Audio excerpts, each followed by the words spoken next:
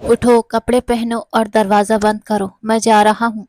आर्यन राजपूत की ठंडी आवाज सुनकर वो वहीं ठिठक गई थी। क्या मतलब? मैं इस होटल में अकेली कैसे रहूंगी? उसने घबराकर पूछा। किसने कहा है रहने को? जहां से आई थी वहीं वापस चली जाओ। ये लो तुम्हारी एक रात की कीमत। उसने कुछ नोटों की गड्डी उसकी तरफ फेंकते हुए तिरस्कार से कहा। यह सुनते ही अवंतिका का दिल जैसे टूट गया था। आप होश में तो हैं? आपने मुझसे शादी की है?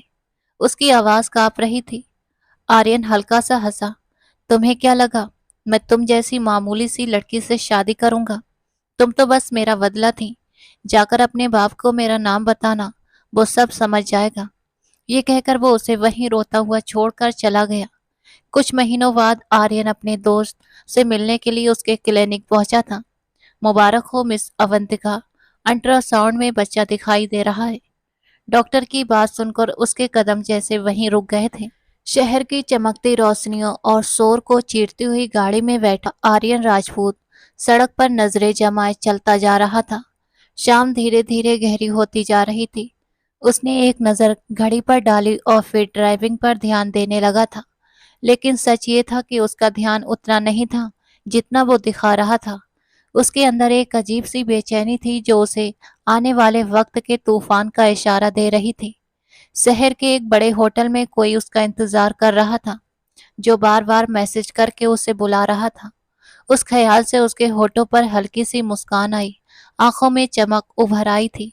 लेकिन अगले ही पल वो मुस्कान गायब हो गई थी, क्योंकि उसके कानों में गूंजती हुई चीखें उसे चैन से मुस्कुराने नहीं दे रही थीं। ये तुम्हारे किए की सजा है, ऐसी सजा जो तुम्हें मरने तक भुगतनी पड़ेगी। दूर से आती उस जलती हुई आवाज ने जैसे उसके दिमाग पर कब्जा कर लिया था। धीरे धीरे उसकी आंखें लाल होने लगी थीं, नसें उभर आई थीं और अंदर भरी नफरत और तेज हो गई थी। उसका चेहरा सख्त होता चला गया था, जब तक कि उसने अपनी गाड़ी उस शानदार होटल के सामने नहीं रोक दी। गाड़ी से उतरते ही जैसे कुछ पल पहले की सारी हालत गायब हो गई थी और एक दिल फरेब मुस्कान के साथ वो अंदर चला गया था। होटल का स्टाफ पहले से ही उसे पहचानता था, इसलिए बड़े गर्मजोशी से उसका स्वागत हुआ था।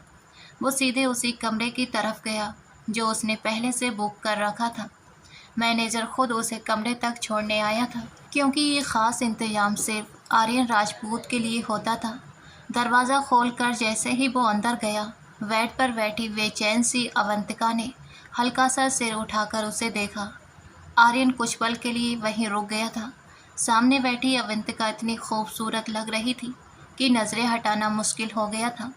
सुंदर कपड़े, प्रोफेशनल मेकअप और मासूम सा चेहरा, सब कुछ उसे और भी खास बना रहा था। थोड़ी देर पहले ही ब्यूटिशियन उसे तैयार करके गई थी और तब से वो बस आर्यन का इंतज़ार ही कर रही थी।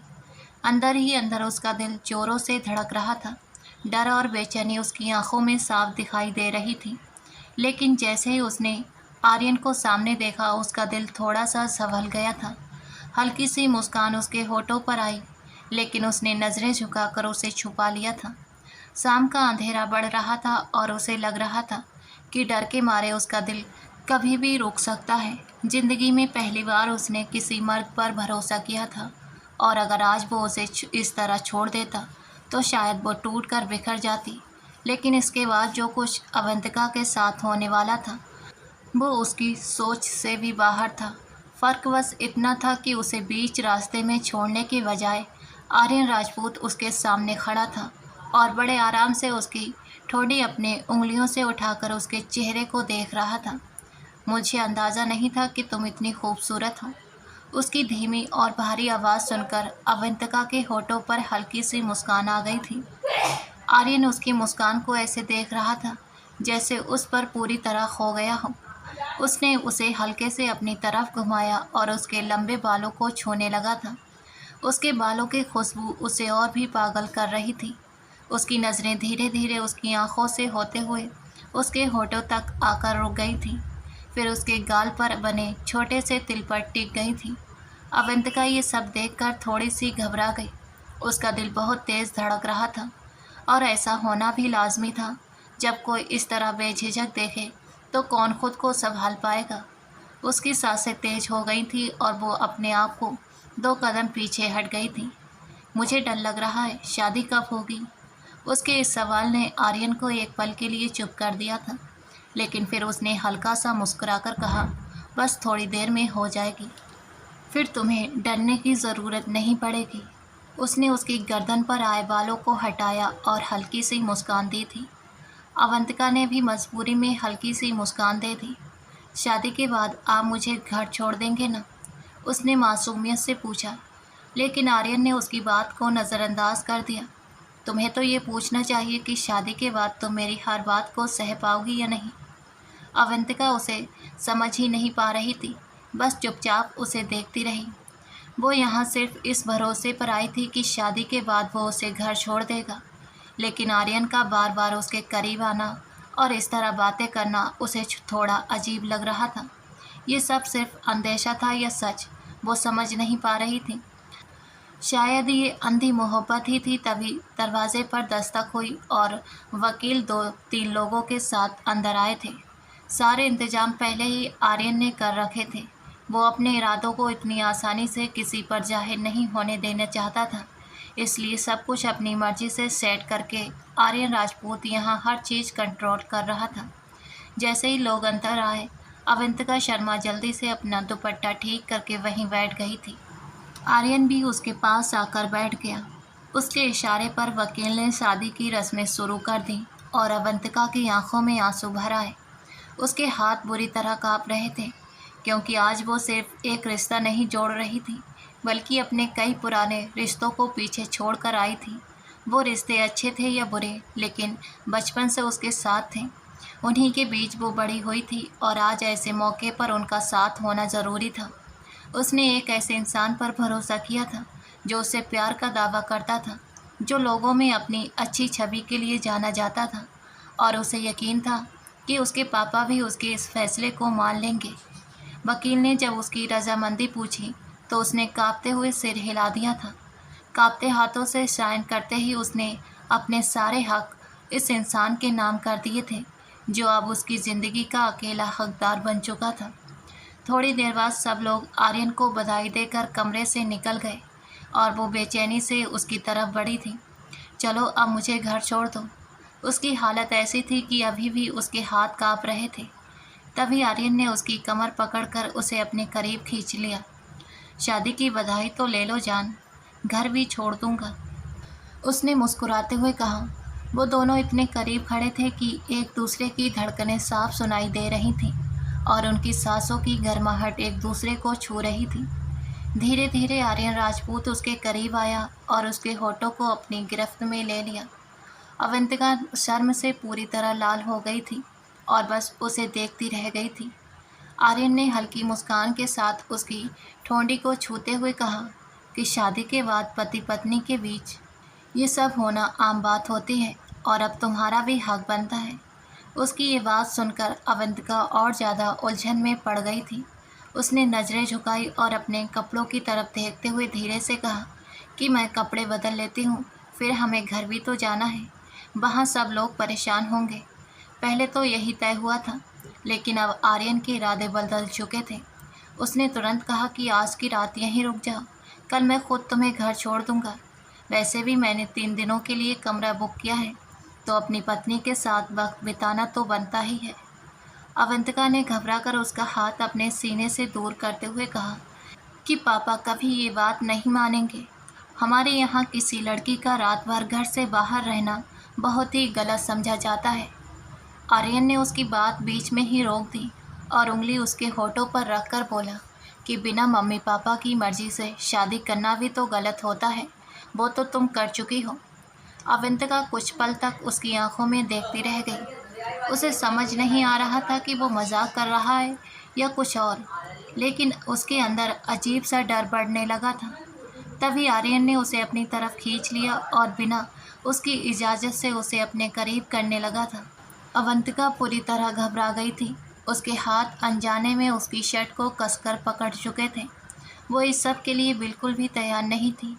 आर्यन उसे अपनी बाहों में उठाकर बिस्तर तक ले गया था और वो बस हैरान और डरी हुई उसे देखती रह गई थी।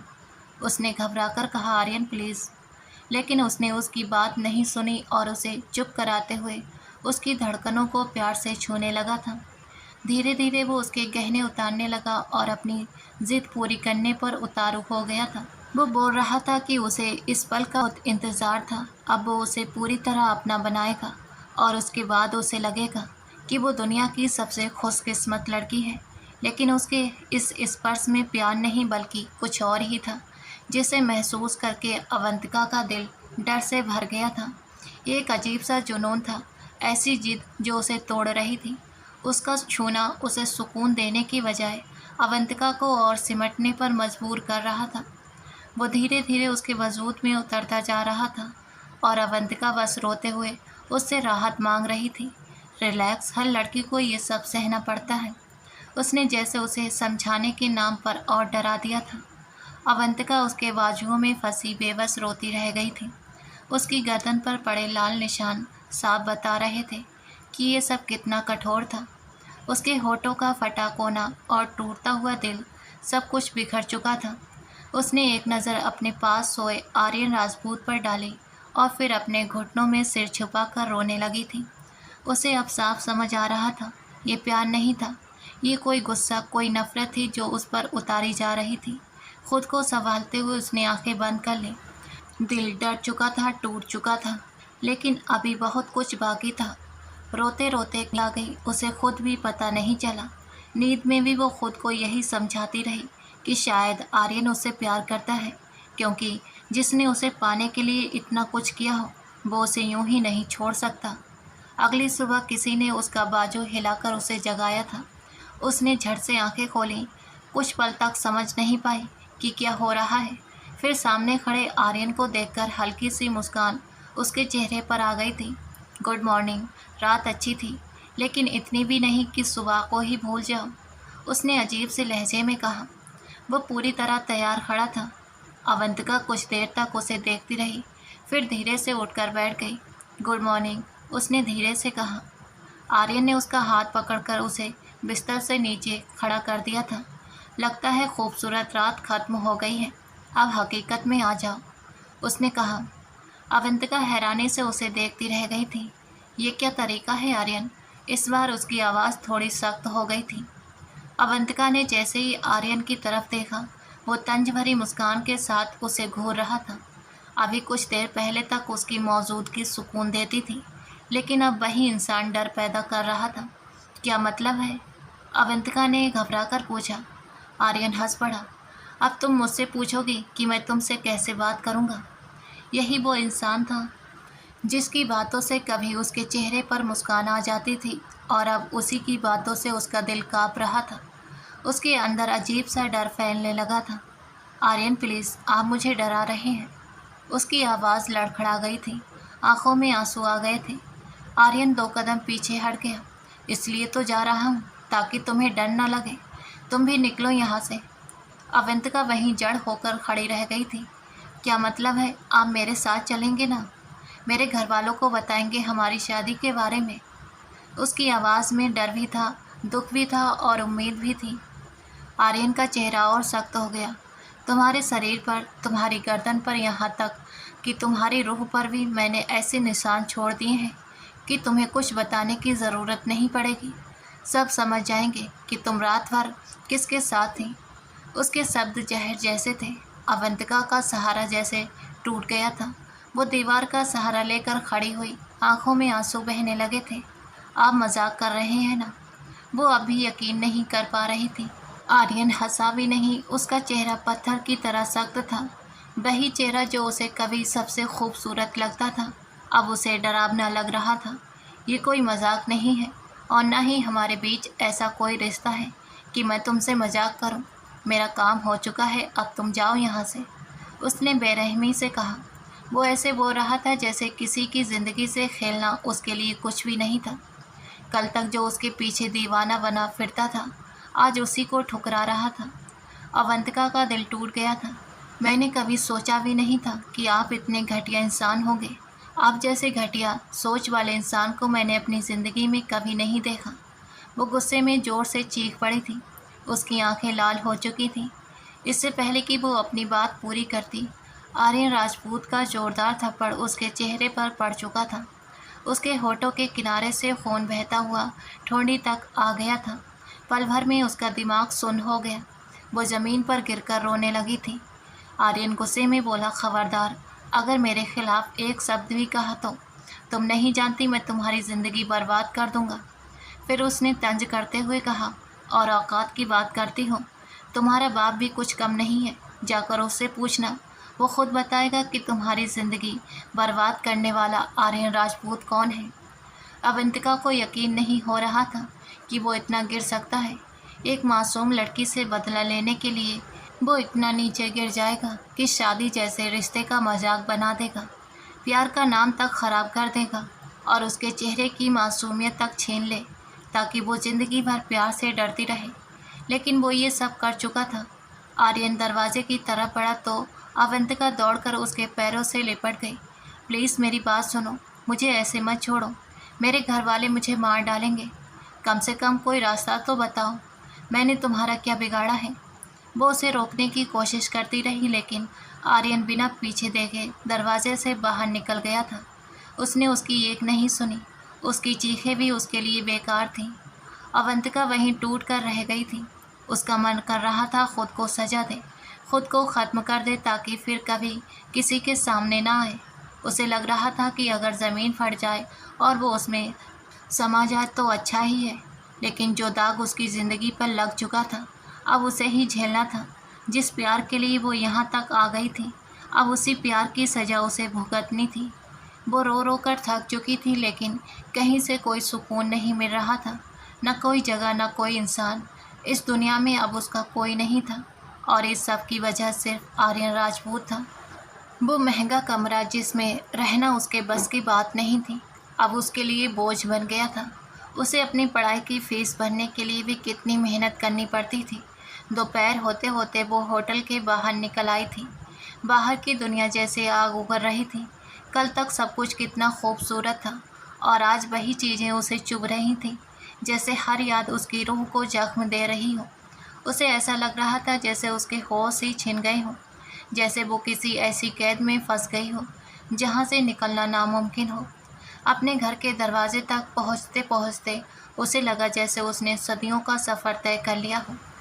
कांपते हाथों से उसने अपना दुपट्टा ठीक कर लिया। जो दाग उसकी ज़िंदगी पर लग चुके थे वो तो मिट नहीं सकते थे, लेकिन अब उसके पास और कोई रास्ता नहीं बचा था। उसे हर हाल में इस मुश्किल का सामना करना था। दरवाज़ा उसकी भाभी ने खोला था। उसे उस हालत में देखकर वो पहले तो सन्न रह गई, फिर उसका हाथ पकड़कर उसे अंदर खींच लिया और ज़ोर ज़ोर से उसके भाइयों को बुलाने लगी थी। अवंतिका ने नम आँखों से देखा, शिव और विकास बाहर आए थे और उसे देखकर जैसे पत्थर के बन गए थे। तभी उसके पापा जगदीश शर्मा घुटनों के बल ऐसे बैठ गए जैसे कोई पूरी तरह हार चुका हो। अवंतिका के पास अब कोई रास्ता नहीं था। वो भागकर शेखर की तरफ गई, लेकिन उसने उसे ज़ोर से धक्का देकर दूर कर दिया।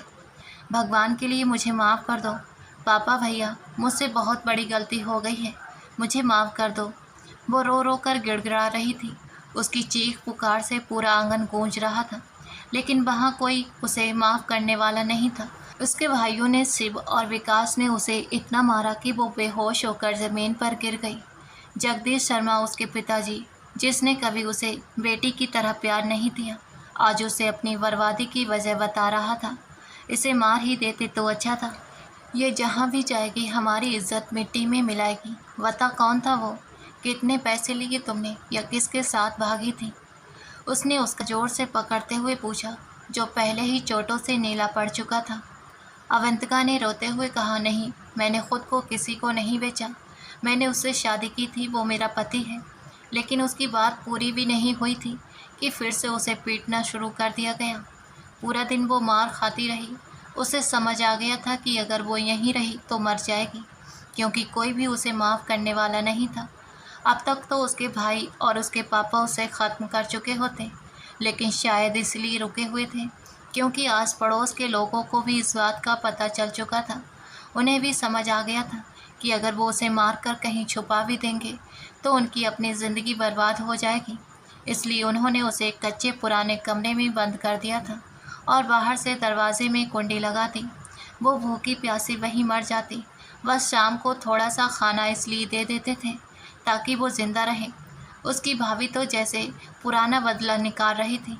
असल में वो पहले ही अवंतिका का रिश्ता अपने भाई के लिए मांग चुकी थी, लेकिन तब अवंतिका ने साफ मना कर दिया था क्योंकि वो आर्यन राजपूत के प्यार में अंधी हो चुकी थी। अब जब आर्यन की सच्चाई सामने आ गई थी तो घरवाले एक एक करके सारे हिसाब बराबर कर रहे थे। ये दूसरी बार था जब अवंतिका सिर्फ अपनी जान बचाने के लिए वहाँ से भागी थी। उस रात उसने किसी तरह कमरे की कुंडी खोली और चुपचाप आंगन में आ गई थी। किसी को जरा भी शक नहीं था कि वो इतना बड़ा कदम उठा लेगी, क्योंकि सबको लगता था उसके पास जाने की कोई जगह नहीं है। लेकिन वो अपने रिश्तेदारों को अच्छी तरह जानती थी। या तो कहीं पंचायत के किसी जुल्म का शिकार हो जाती या फिर अपने ही भाई और पापा के हाथों मारी जाती। हाँ, अगर आर्यन उसके साथ खड़ा हो जाता तो कोई उसका कुछ नहीं बिगाड़ सकता था। वो चुपचाप अपने कमरे में गई जहाँ उसका सामान रखा था। वहीं उसका बंद मोबाइल भी पड़ा था जो उस दिन घर से निकलते वक्त गलती से अलमारी में ही रह गया था। ये फ़ोन भी आर्यन ने ही उसे दिया था। शायद किस्मत को यही मंजूर था कि वो आज उसके काम आ जाए। उसने फ़ोन उठाया, फिर कंधे पर शॉल डाली और वो अंगूठी भी पहन ली जो उसकी माँ ने दी थी। एक आखिरी निशानी और अपने हक के लिए लड़ने का आखिरी सहारा था। उसे नहीं पता घर वालों ने बाद में क्या किया, कितना ढूंढा या क्या सोचा, लेकिन उस रात गिरते पड़ते वो गांव से निकल गई और सुबह होते होते शहर पहुंच गई थी। उसके पास न रहने की जगह थी न कोई सहारा, बस एक उम्मीद थी कि जिस होटल में आर्यन ने उससे शादी की थी उसने वो कमरा 3 दिन के लिए बुक किया था। अगर वहाँ भी उसे नहीं रुकना दिया जाता तो वो किसी तरह आर्यन के बारे में पता ज़रूर लगाती। उसे हर हाल में उसके पास पहुंचना था, चाहे उसे गिड़गिड़ाना पड़ता, हाथ जोड़कर विनती करनी पड़ती या फिर उसका कॉलर पकड़कर अपना हक लेना पड़ता। अब वो पीछे हटने वाली नहीं थी। जिंदगी ने आज उसे अपना सबसे कड़वा सच दिखा दिया था। आज तक उसने कभी खुद को इतना अकेला और बेसहारा महसूस नहीं किया था। बुखार से तपता हुआ शरीर, कई दिनों की भूख और टूट चुकी हिम्मत, उसके पास अब कोई उम्मीद नहीं बची थी, ना ही कोई सहारा जिसके भरोसे वो खड़ी रह पाती। बहुत मुश्किलों के बाद वो उसी होटल पहुंची। वहां पहुंचकर सबसे पहले उसने स्टाफ से बात की और मैनेजर को बताया कि आर्यन राजपूत उससे शादी कर चुका है। वो उसके साथ इसी कमरे में रात भर रहा था। वो उसका पति है, लेकिन उस अंधेड़ उम्र के मैनेजर ने उसकी बात सुनने से ही मना कर दिया। उसने साफ कहा, देखिए, वो शहर का बड़ा बिजनेसमैन है, मैं उनके खिलाफ कुछ नहीं कर सकता जिससे मेरे होटल की बदनामी हो। हाँ, वो यहाँ आते रहते हैं, जब भी शहर में होते हैं तो हमारे होटल में ही रुकते हैं। अवंतिका रोते हुए बोली, मैं सच बोल रही हूँ अंकल, भगवान की कसम, मैं झूठ नहीं बोल रही। मेरे पास कोई और सहारा नहीं है। प्लीज़ किसी तरह मेरा आर्यन से संपर्क करवा दीजिए। लेकिन सच्चाई ये थी कि आर्यन उसे हर जगह से ब्लॉक कर चुका था, जैसे उसे अंधेरे में धकेलकर हमेशा के लिए छोड़ दिया गया हो। मैनेजर के सामने हाथ जोड़कर खड़ी वो इतनी बेबस लग रही थी कि वो कुछ देर तक उसे देखता ही रह गया। फिर बोला, मैं बस इतना कर सकता हूँ कि तुम्हें उसकी बहन के पास भेज दूँ। सिटी हॉस्पिटल में डॉक्टर अदिति राजपूत है। इससे ज़्यादा मुझे कुछ नहीं पता और ना ही मैं कोई और जानकारी दे सकता हूँ। यहाँ से भी उसे कोई ठोस मदद नहीं मिली। वो चुपचाप वापस मुड़ी और होटल के बाहर आकर बैठ गई थी। आते जाते लोगों को देखती रही, जैसे अपनी ही बेबसी का तमाशा देख रही हो। हर कोई अपनी ज़िंदगी में मस्त था, किसी को उसकी हालत से कोई मतलब नहीं था। उधर अपनी तरफ से आर्यन राजपूत ने सालों पुराना बदला पूरा कर लिया था। उसने एक ऐसी लड़की की ज़िंदगी बर्बाद कर दी थी जिसके बाप से उसका पुराना हिसाब था। 6 महीने पहले जब वो विदेश से इंडिया लौटा था, तभी से उसने जगदीश शर्मा के बारे में जानकारी जुटानी शुरू कर दी थी। जगदीश उसके सामने कुछ भी नहीं था। वो चाहता तो पल भर में उसे ख़त्म कर सकता था, लेकिन वो उसे नहीं बल्कि उसकी इज्जत को बर्बाद करना चाहता था, ताकि वो ज़िंदगी भर लोगों के सामने शर्मिंदा रहे। इसलिए उसने उसकी बेटी अवंतिका के बारे में पूरी जानकारी इकट्ठा की, जो शहर की यूनिवर्सिटी में पढ़ने आती थी। और फिर एक दिन यूनिवर्सिटी के गेट पर उसने उसे पहली बार देखा था और कुछ पल के लिए वहीं ठहर गया था। बेशक वो बहुत मासूम और बेहद खूबसूरत थी। करीब 19 साल की अवंतिका शर्मा सफ़ेद दुपट्टे में चेहरे पर हल्की सी मुस्कान लिए अपनी सहेलियों के साथ बाहर निकली और बस का इंतज़ार करने लगी थी। तभी आर्यन राजपूत अपनी गाड़ी से उतरकर पहली बार उसके सामने आकर खड़ा हो गया था। अवंतिका की आंखों में सिर्फ हैरानी थी। उसने कहा, मुझे आपसे बात करनी है। क्या आप गाड़ी में आकर मेरी बात सुनेंगी? उसकी ये बात सुनकर अवंतिका पहले तो हैरान हुई, फिर उसके चेहरे पर गुस्सा साफ नजर आने लगा। उसने तीखे लहजे में कहा, आप होते कौन हैं जिनकी बात सुनने के लिए मैं आपकी गाड़ी में बैठूं? आर्यन उसके सामने ऐसे खड़ा था जैसे उसे आदत हो हुक्म चलाने की, लेकिन अवंतिका की ये हिम्मत देखकर वो अंदर अंदर थोड़ा प्रभावित भी हुआ था। वो हल्का सा मुस्कुराया और बोला, कोई अपना ही समझ लो। उसके इस अंदाज पर अवंतिका ने पल भर के लिए नज़रें झुका लीं, लेकिन अगले ही पल खुद को संभालते हुए बोली, यहाँ से जाइए, मेरा दिमाग ख़राब मत कीजिए। उसकी आवाज़ में थोड़ा डर भी था। उस दिन की मुलाकात भले ही छोटी थी, लेकिन उसके बाद आर्यन हर जगह उसे दिखने लगा, हर वक्त उसके सामने आकर अपनी मोहब्बत जताने लगा। अवंतिका भी उस उम्र में थी जहाँ दिल जल्दी ही किसी पर भरोसा कर लेता है, और आर्यन जैसा खूबसूरत लड़का देखकर उसे यकीन हो गया कि वो सच्चा है। वो ये नहीं जानती थी कि उसके अंदर कितना अंधेरा छिपा है। आर्यन, जो एक बड़े ख़ानदान का इकलौता बेटा था और 6 बहनों का अकेला भाई था, पहली बार उसे एक कैफ़े में मिलने के लिए बुलाता है, और जब अवंतिका वहाँ पहुँची तो वो नरमी से उसका हाथ पकड़कर बोला, मैं तुमसे शादी करना चाहता हूँ, क्या तुम मुझसे शादी करोगी? ये पहली बार था जब किसी ने उसके सामने शादी की बात रखी थी, वरना वो ऐसे लड़कों से अच्छी तरह वाकिफ़ थी जो बस टाइम पास करते थे। अवंतिका ने शांत लेकिन साफ लहजे में कहा, मैं एक गरीब घर की लड़की हूँ, हमारी कोई बराबरी नहीं है, प्लीज़ आप अपने रास्ते अलग कर लीजिए। उसने बिना किसी झिझक के सच बोल दिया, क्योंकि वो झूठ बोलना नहीं जानती थी। वो बस मुस्कुरा दिया और बड़े आराम से बोला, मैं तुमसे प्यार करता हूँ, और प्यार कभी औकात या बराबरी नहीं देखता। प्यार तो बस दिल से होता है, और मेरा दिल तुम्हें चुन चुका है। उसकी बातें इतनी बड़ी बड़ी और मीठी होती थी कि कोई भी आसानी से उस पर यकीन कर ले, और अवंतिका भी कर बैठी थी। फिर दोनों की बात मोबाइल पर होने लगी थी। रात रात भर धीमी आवाज़ में बातें, सपनों जैसी बातें। लेकिन इस दौरान भी आर्यन ने कभी कोई हद पार नहीं की थी, जिससे अवंतिका का भरोसा और मजबूत हो गया था। करीब 1 महीने में ही उसने अवंतिका को मना लिया कि वो उससे शादी कर ले, और शादी के बाद वो खुद उसके घर वालों को सब बता देगा। अवंतिका ने उस पर पूरा भरोसा कर लिया था, लेकिन शादी के बाद जो हुआ वो उसके सपनों में भी नहीं था। आज तक वो यही सोचती रही कि आखिर उसने ऐसा क्या गुनाह किया था जिसकी उसे इतनी भयानक सज़ा मिली थी। उधर आर्यन इस वक्त अपने कमरे की बालकनी में खड़ा चांद को घूर रहा था। वो एक ही रात थी जिसमें सब कुछ टूट गया था, और उसने खुद अपने हाथों से सब कुछ बर्बाद कर दिया था। कुछ देर पहले तक अवंतिका दुल्हन बनकर उसके पास बैठी थी, अपने सारे हक उसके नाम करके, उस पर पूरा भरोसा करके, और फिर उसने वही किया जो उसने पहले कभी सोच रखा था। लेकिन उसके बाद एक अजीब सा पछतावा उसके अंदर उठने लगा था, जिसे वो चाहकर भी नज़रअंदाज नहीं कर पा रहा था। वो नहीं जानता था कि उसके जाने के बाद अवंतिका कहाँ गई, क्या हुआ उसके साथ, लेकिन 2 दिन बाद ही वो विदेश चला गया। वहाँ उसकी 2 हफ्तों की मीटिंग थी, और उसके बाद भी वो चाहे तो अवंतिका के बारे में और पता कर सकता था। काश तुम जगदीश शर्मा की बेटी न होती, या हम किसी और हालत में मिले होते। आर्यन राजपूत के दिल में ये ख्याल आया था, लेकिन उसने तुरंत सिर झटक कर इसे दबा दिया था। उसके लिए तो बस इतना ही काफ़ी था कि अवंतिका उसकी पत्नी है, जब चाहे वो उसे वापस ला सकता है। वो उसे सज़ा इसलिए दे रहा था ताकि उसके पापा को दर्द मिले, लेकिन उसे ये नहीं पता था कि इसके इस फैसले ने अवंतिका को ऐसे नर्क में झोंक दिया था जहाँ से निकलना भी मुश्किल था। उधर काफ़ी भटकने और पूछताछ के बाद अवंतिका आखिरकार डॉक्टर अदिति राजपूत के सामने खड़ी थी। करीब 30 साल की वो खूबसूरत और समझदार डॉक्टर अवंतिका की हालत को गौर से देख रही थी। अवंतिका ने हिम्मत करके उनकी तरफ देखा, लेकिन जो कुछ वो सोच कर आई थी वो कह नहीं पाई थी।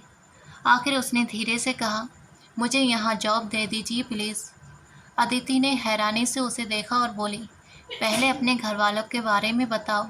इस तरह अकेले आकर नौकरी मांगना थोड़ा अजीब लग रहा है। अवंतिका ने जल्दी से कहा, डॉक्टर, मैं आपको यकीन दिलाती हूँ कि मैं एक इज्जतदार लड़की हूँ। मैं आपका काम पूरे ध्यान और दिल से करूँगी। आपको कभी शिकायत का मौका नहीं दूँगी। बस मुझे रहने की जगह दे दीजिए और खाने को 2 वक्त की रोटी। अदिति उसके शब्दों और हालत दोनों से प्रभावित हुई थी। वो भी एक औरत थी और किसी लड़की को इस हालत में अकेला छोड़ना उसके बस की बात नहीं थी। इसलिए उन्होंने अवंतिका को अपने पास रख लिया।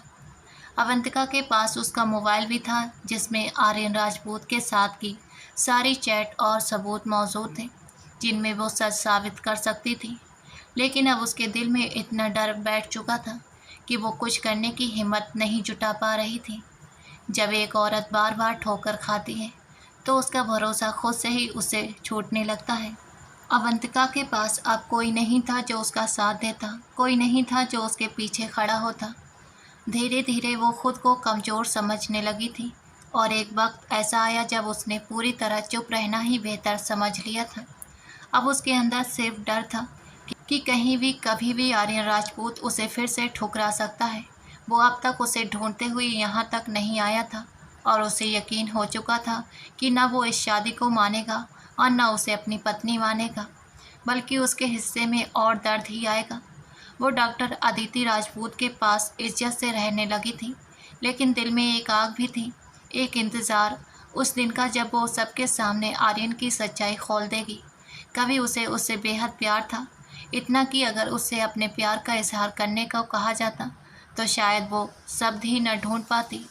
लेकिन अब वही प्यार इतनी गहरी नफरत में बदल चुका था कि वो उसका नाम तक सुनना पसंद नहीं करती थी।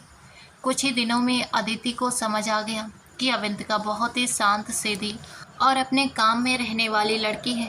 वो किसी से ज़्यादा बात नहीं करती, बस अपना काम करती और फिर चुपचाप अपने कमरे में चली जाती। उसका उतरा हुआ चेहरा और आंखों के नीचे पड़े काले घेरे साफ बता रहे थे कि वो किसी गहरे दर्द से गुजर चुकी है।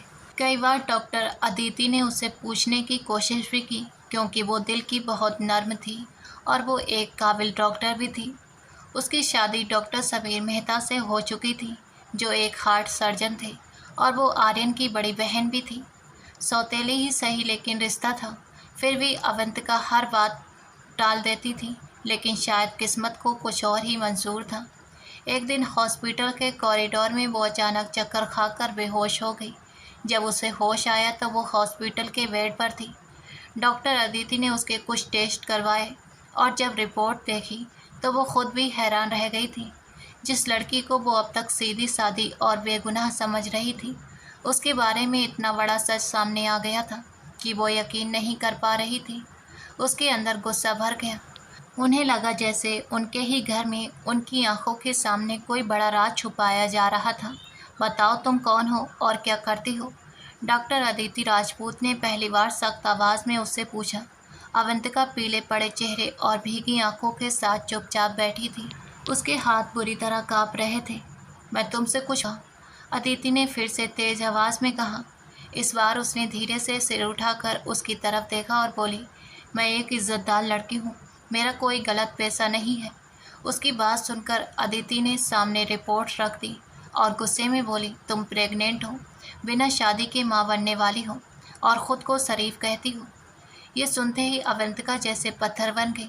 उसकी आंखें रिपोर्ट पर टिक गईं। उसे खुद यकीन नहीं हो रहा था ये कैसे हो सकता है। क्या यही उसकी सज़ा थी? वो अपने चेहरे को हाथों में छुपाकर ज़ोर ज़ोर से रोने लगी थी। अब उसके पास जाने की कोई जगह नहीं थी, न कोई सहारा। इस हालत में वो कहाँ जाती?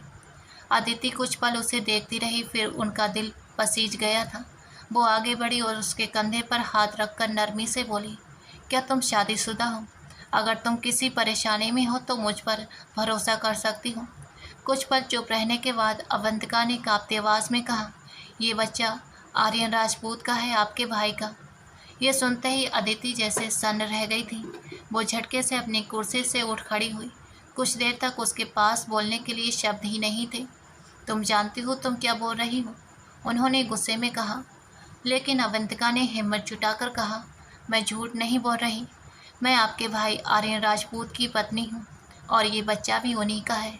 अगर आप चाहें तो मुझे किसी के सामने ले जाकर पूछ लें, फिर भी मैं यही कहूँगी। उसकी आवाज़ काँप रही थी लेकिन सच साफ झलक रहा था। शहर के 5 स्टार होटल में 1 महीने पहले हमारी शादी हुई थी। शादी के बाद उन्होंने मुझे एक रात अपने पास रखा और फिर छोड़ दिया। कहा ये सब बदला है। ये कहते हुए उसकी आंखों में आंसू लगातार गिरते रहे थे।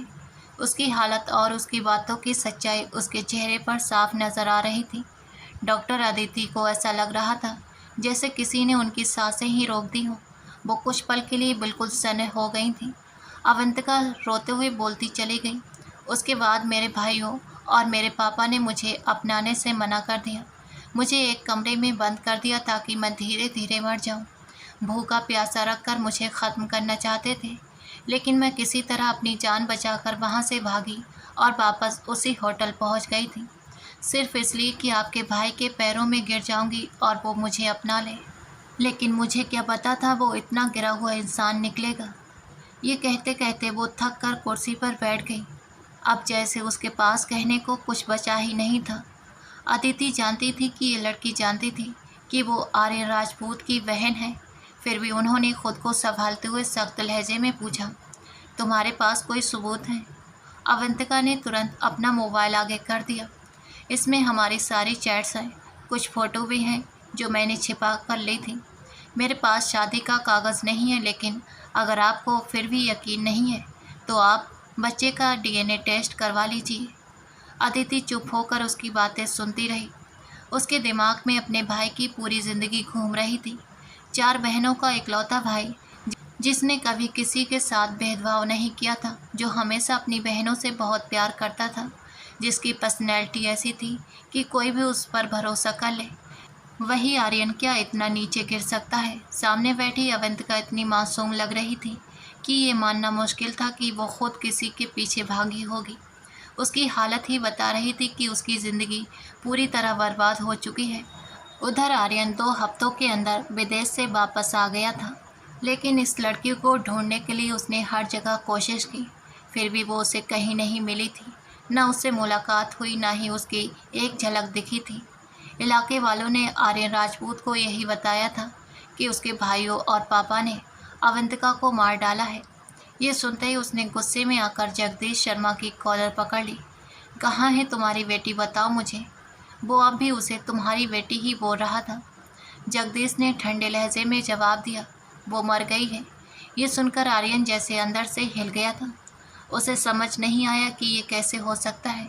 उसने तो बदला लेने के लिए उसकी ज़िंदगी बर्बाद की थी, उसे मारने के लिए नहीं। लेकिन सच तो ये था कि अवंतिका उसी दिन मर गई थी जिस दिन आर्यन ने उसे ठुकराकर अपनी मोहब्बत और भरोसे को तोड़ दिया था। पूरे इलाके में यही बात फैला दी गई थी कि वो मर चुकी है, क्योंकि उसके घर वालों ने अपनी इज्जत बचाने के लिए यही कह दिया था कि उन्हें उससे अब कोई मतलब नहीं है। लोगों को यही लगा कि शायद उसके बाप और भाइयों ने ही उसे मार दिया होगा। उधर अवंतिका अपनी टूटी हुई हालत के साथ कहीं गुम हो गई थी और आर्यन पछतावे में जलता रह गया था। लेकिन असल में अवंतिका जिंदा थी और डॉक्टर अदिति राजपूत ने उसे अपने पास 3 महीने तक संभाल कर रखा था। धीरे धीरे उसके दिल से डर निकाल दिया गया, उसे मजबूत बनाया और पूरी तरह बदल दिया था। जब तक वो खुद को संभाल कर एक नई मजबूत लड़की बनकर सामने आने के लिए तैयार नहीं हो गई, तब तक किसी को उसकी खबर तक नहीं होने दी। अच्छे कपड़े, सही देखभाल और माँ बनने की चमक ने उसे और भी खूबसूरत बना दिया था। ये सब एक प्लान का हिस्सा था। फिर एक दिन अदिति ने उसे अपने पास बुलाया और दूसरी तरफ आर्यन राजपूत को भी वहीं आने के लिए कह दिया था।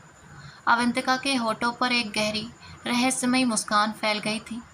वो कैमरे में देख रही थी कि आर्यन राजपूत अंदर आ रहा है। अवंतिका शर्मा दरवाजे की तरफ बढ़ी ही थी कि तभी हर्ष राजपूत भी दरवाजे के पास पहुंच गया था। उसी वक्त डॉक्टर अदिति राजपूत ने बड़ी प्रोफेशनल मुस्कान के साथ रिपोर्ट देखते हुए कहा, सब ठीक चल रहा है। अल्ट्रासाउंड के हिसाब से बच्चा भी ठीक है, बस अपना अच्छे से ध्यान रखना। तब तक आर्यन अंदर आ चुका था। उसने सामने बैठी लड़की पर ध्यान नहीं दिया, लेकिन अदिति की बात सुन ली थी। अवंतिका ने हल्की सी मुस्कुराई, अपनी फाइल उठाई और उठाकर चलने लगी। वो उसके पीछे कुछ कदमों की दूरी पर खड़ा था और जैसे ही उसकी नज़र आर्यन पर पड़ी, सब कुछ एक पल के लिए थम सा गया था। आज उसकी आंखों में वो चमक नहीं थी, चेहरा भी बदला हुआ लग रहा था। दूसरी तरफ आर्यन भी अब पूरी तरह उसकी तरफ देखने लगा था। जैसे ही उसने उसे देखा, वो ठिठक गया था। सामने खड़ी उस खूबसूरत लड़की को देखकर कुछ पल के लिए हैरान रह गया। उसकी नज़रें उसके हाथों में पकड़ी फाइल पर टिक गई थीं और कुछ सेकंड ऐसे ही बीत गए थे। फिर उसने अदिति की तरफ मुड़कर पूछा, ये कौन है? अदिति मुस्कुराई, मेरी पेशेंट है, प्रेग्नेंट है, बैठो तुम। लेकिन अवंतिका वहाँ रुकने वालों में से नहीं थी। वो सीधा वहाँ से निकल गई। आर्यन भी तुरंत उसके पीछे गया, आगे बढ़कर उसका हाथ पकड़ लिया, लेकिन अवंतिका ने पूरी ताकत से उसका हाथ झटक दिया। खबरदार, मुझे हाथ भी मत लगाना। आर्यन बस बेबस होकर उसे देखता रह गया था। ये मेरा बच्चा है। वो जैसे पागल हो गया था, क्योंकि उसके पेट में जो बच्चा था वो उसी का था, उसी का बेटा, जिसकी चाह में उसके पिता महेंद्र राजपूत ने दो औरतों की जिंदगी बर्बाद कर दी थी। एक हर्ष की माँ थी और एक अदिति की माँ। अवंतिका गुस्से में बोली, ये सिर्फ मेरा बच्चा है और खबरदार जो कभी मेरे पास आए या इसे अपना कहने की कोशिश की, मुझसे बुरा कोई नहीं होगा। उसकी आवाज़ तेज थी, जैसे किसी धारदार चीज़ की तरह चुभ रही हो, और वो उसे वहीं छोड़कर आगे बढ़ गई।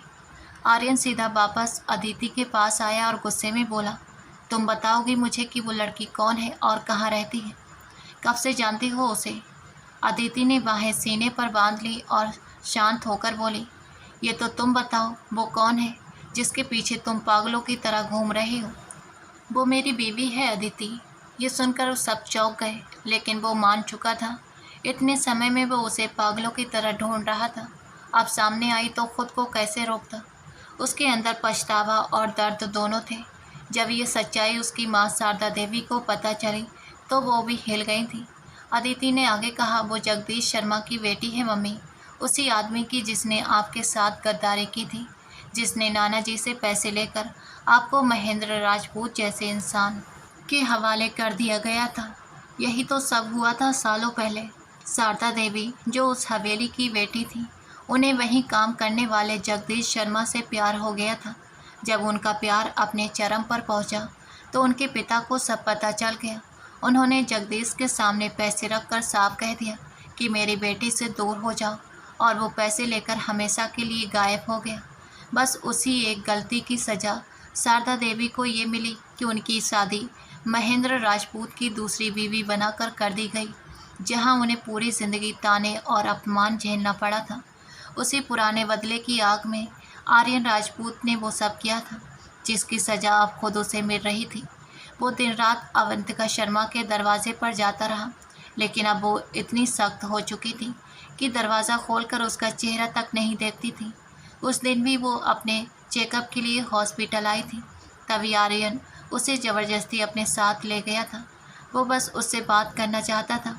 उसे अपने फ्लैट पर ले जाकर उसके सामने बैठ गया और बोला, मैं मानता हूँ मुझसे गलती हुई है। मैंने तुम्हें थप्पड़ मारा, मुझे ऐसा नहीं करना चाहिए था। अगर तुम चाहो तो मुझे मार लो, लेकिन सब कुछ भूल जाओ। इतना सुनते ही अवंतिका ने उसे जोरदार थप्पड़ मार दिया। जिंदगी में पहली बार किसी ने आर्यन पर हाथ उठाया था। वो गुस्से में बोली, एक नहीं 1000 थप्पड़ भी मारूँ ना, फिर भी मैं तुम्हारे जितनी नहीं गिर सकती। आर्यन राजपूत। वो उसका कॉलर पकड़कर शेरनी की तरह गरज रही थी। अब उसके दिल में उसके लिए जरा भी मोहब्बत नहीं बची थी।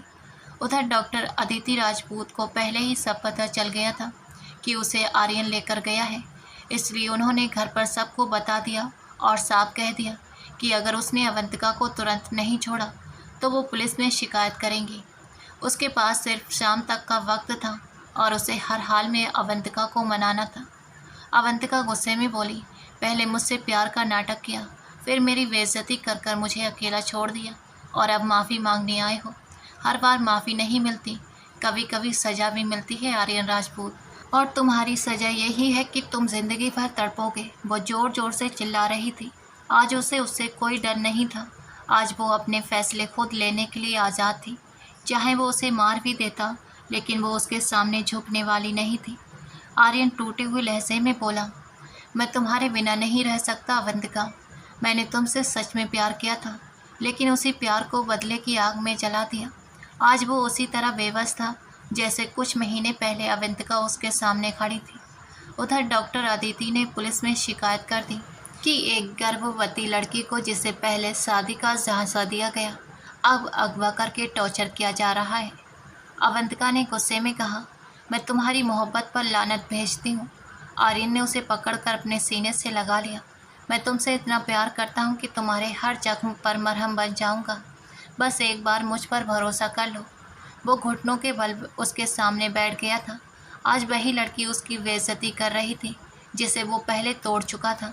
कुछ पल चुप रहने के बाद अवंतिका बोली, ठीक है, मैं भरोसा कर लेती हूँ, लेकिन एक शर्त पर। अगले 2 घंटे में तुम अपनी शहर वाली दोनों फैक्ट्रियाँ मेरे नाम करोगे। बच्चे के जन्म के बाद मैं वो उसके नाम कर दूंगी, ये मेरा वादा है। वो उसकी आंखों में आंखें डालकर बात कर रही थी। आज उसमें इतनी हिम्मत आ चुकी थी कि वो आर्यन के सामने बैठकर शर्त रख सके। आर्यन ने तुरंत कहा, ठीक है, जैसा तुम कहोगी मैं करूँगा, लेकिन इसके बाद तुम्हें मेरे हक में बयान देना होगा। अगर पुलिस मुझे पकड़ भी ले तो तुम हर हाल में अदिति को गलत साबित करोगी। अवंतिका ने उसे 2 घंटे का वक्त दे दिया। उन 2 घंटों में आर्यन ने न जाने कितने लोगों को फ़ोन किए, कितनी भागदौड़ की, और आखिर 2 घंटों के अंदर सारे कागज़ तैयार हो गए।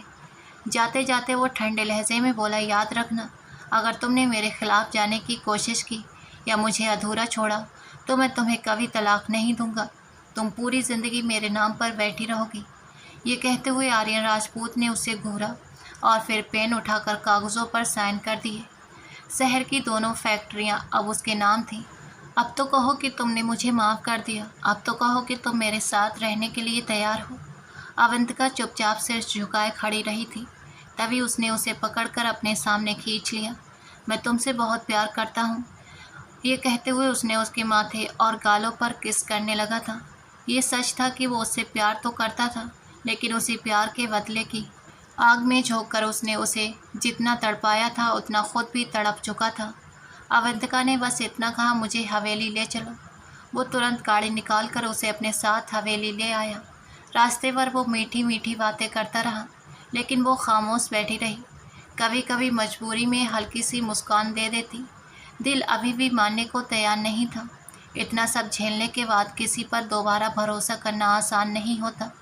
हवेली पहुंचते ही महेंद्र राजपूत गुस्से में उसके पास आए। तुम्हें अंदाज़ा भी है तुम्हारी इस हरकत में कितनी मुश्किलें खड़ी हो गई हैं। पुलिस तुम्हें ढूंढ रही है, लोग बातें बना रहे हैं, तुम पागल हो गए हो क्या? आर्यन ने पीछे खड़ी अवंतिका की तरफ देखा और बोला, मैं पागल नहीं हूँ बाबा, मैं इसे अपने साथ लेकर आया हूँ।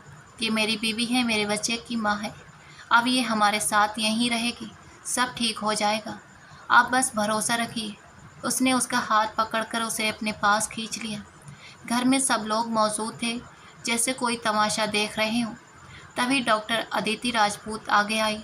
उन्होंने प्यार से उसका हाथ पकड़ा, लेकिन अवंतिका ने कुछ देर तक उसकी आंखों में देखकर धीरे से अपना हाथ छुड़ा लिया। इतने में पुलिस भी वहां पहुंच चुकी थी, क्योंकि खबर फैल चुकी थी कि उसने अपनी गर्भवती पत्नी को अगवा करके उसके साथ ज़बरदस्ती की है और उसके खिलाफ शिकायत भी दर्ज होने वाली है। इंस्पेक्टर ने आते ही कहा, राजपूत साहब, हम जांच के लिए आए हैं। आर्यन ने बड़े सलीके से जवाब दिया, आप मेरी पत्नी से पूछ सकते हैं, ये सब एक गलतफहमी थी, हम दोनों बिल्कुल ठीक हैं। इंस्पेक्टर ने अवंतिका की तरफ देखा, क्या ये सही बोल रहे हैं? आप अपनी मर्जी से इनके साथ गई थी? डॉक्टर अदिति ध्यान से उसका चेहरा देख रही थी। अवंतिका ने धीरे से सिर उठाया, हल्की सी मुस्कान आई और बोली, नहीं, इन्होंने मुझे मेरी मर्जी के खिलाफ अपने फ्लैट पर ले जाकर मुझ पर दबाव डाला कि मैं अपना बयान बदल दूं। आर्य राजपूत ये सुनकर पूरी तरह हैरान रह गया था। अवंतिका शर्मा ने बहुत मजबूती से उसके खिलाफ बयान दे दिया था। उसने न सिर्फ पुलिस के सामने सच बताया, बल्कि ये भी साफ कह दिया कि शादी के बाद आर्यन उसे छोड़कर चला गया था। अवंतिका अब अच्छी तरह समझ चुकी थी कि जो इंसान एक बार आपको बर्बाद कर सकता है, उससे दोबारा कोई उम्मीद रखना बेवकूफ़ी है। अपने और अपने बच्चे की ज़िंदगी संभालने के लिए उसने पहले ही सब कुछ सोच रखा था। उसे अब कोई पछतावा नहीं था, बिल्कुल भी नहीं। उसने हल्की मुस्कान के साथ आर्यन की तरफ देखा और कहा, अब अगले कागजों पर साइन करने के लिए तैयार हो जाओ राजपूत साहब। ये तलाक के पेपर है। आज उसका बदला पूरा हो चुका था। जो दर्द उसने सहा था, अब वही दर्द उसे भी महसूस करना था। अब वो पहले जैसी कमज़ोर लड़की नहीं रही थी। डॉक्टर अदिति आगे बढ़ी और मुस्कुराते हुए उसे गले से लगा लिया। जिंदगी यहाँ ख़त्म नहीं हुई थी, बल्कि एक नए सफ़र की शुरुआत थी। अब भी उसके अंदर उम्मीद की एक हल्की सी रोशनी बाकी थी, जो हर अंधेरे के बाद उसे आगे बढ़ने का हौसला दे रही थी। ज़रूरी नहीं था कि वो पूरी ज़िंदगी अकेले ही दर्द और तन्हाई के साथ गुजार दे, क्योंकि कहीं ना कहीं इस दुनिया में ऐसा ज़रूर कोई होगा जो उसे समझेगा, उसके ज़ख्मों को महसूस करेगा, उसे संभालेगा और उसके बिखरे हुए हिस्सों को फिर से जोड़ने की कोशिश करेगा। शायद वक्त के साथ उसे कोई ऐसा मिल जाए जिसकी सच्ची मोहब्बत में सिमट कर वो अपने सारे दर्द भूल जाए और एक बार फिर से मुस्कुराना, जीना और ख़ुद पर भरोसा करना सीख जाए। दोस्तों, आज की ये कहानी आपको कैसी लगी कमेंट बॉक्स में ज़रूर बताना।